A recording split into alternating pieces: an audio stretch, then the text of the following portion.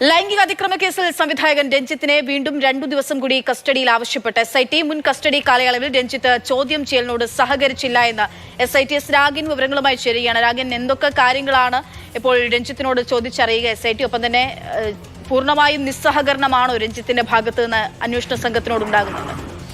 അക്ഷയ, ലൈംഗികാതിക്രമ കേസിൽ നേരത്തെ 3 ദിവസം രഞ്ജിത്തിനെ കസ്റ്റഡിയിൽ ചോദിച്ചിരുന്നതാണ്. ആ 3 ദിവസം കോടതി അനുവദിക്കുകയും ചെയ്തിരുന്നു. പക്ഷേ കസ്റ്റഡി കാലാവധി തീരുന്നതിന് 1 ദിവസം മുൻപ് നടപടിക്രമങ്ങൾ പൂർത്തിയാക്കിയ ശേഷം ഹാജരാക്കുകയായിരുന്നു.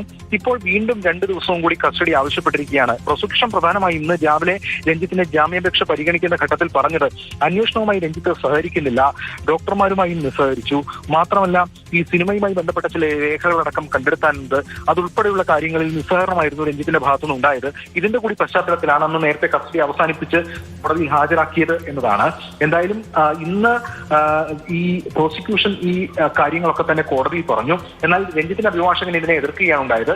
ഈ ഇലക്ഷൻ കഴിയുന്നത് വരെ രഞ്ജിത്തിനെ ജയിലിലിടാൻ വേണ്ടിയിട്ടുള്ള നീക്കമാണ് നടത്തിക്കൊണ്ടിരിക്കുന്നത്.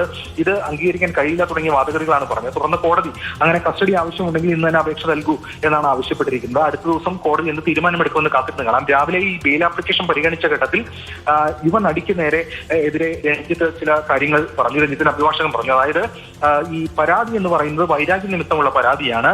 ഈ നടിയുടെ അഭിനയവുമായി ബന്ധപ്പെട്ട് ചില വിമർശനങ്ങൾ ഉന്നയിച്ചു, ചില സീനുകൾ കട്ട് ഷോട്ട് ചെയ്തു, അതിലുള്ള വൈരാഗ്യമാണ് എന്ന കാര്യമാണ് അഭിഭാഷകൻ ബോധിപ്പിച്ചിരിക്കുന്നത്. എന്തായാലും നാളെ വീണ്ടും ഈ കേസ് കോടതിയുടെ പരിഗണനയിലേക്ക് വരികയാണ്. ബെയിൽ ആപ്ലിക്കേഷൻ അതോടൊപ്പം തന്നെ കസ്റ്റഡി അപേക്ഷ കൂടി വരും. രഞ്ജിത്തിനെ നാളെ പ്രൊഡ്യൂസ് ചെയ്യാൻ കോടതി ആവശ്യപ്പെട്ടിട്ടുണ്ട്. ജുഡീഷ്യൽ ഫസ്റ്റ് ക്ലാസ് മജിസ്ട്രേറ്റ് കോടതിയാണ് ഈ കേസ് പരിഗണിക്കുന്നത്. നിലവിൽ എറണാകുളം സബ് ജയിലിൽ ജയിലിലാണ് ഈ രഞ്ജിത്തുള്ളത്. ലൈംഗിക അതിക്രമ കേസിൽ നേരത്തെ അറസ്റ്റിലാവുകയും അതിനുശേഷം പിന്നീട് കസ്റ്റഡിയിൽ ലഭിക്കുകയും തുടർന്ന് വീണ്ടും കോടതി ഹാജരാക്കിയ ശേഷമാണ് വീണ്ടും റിമാൻഡിൽ തുടരുന്നത്.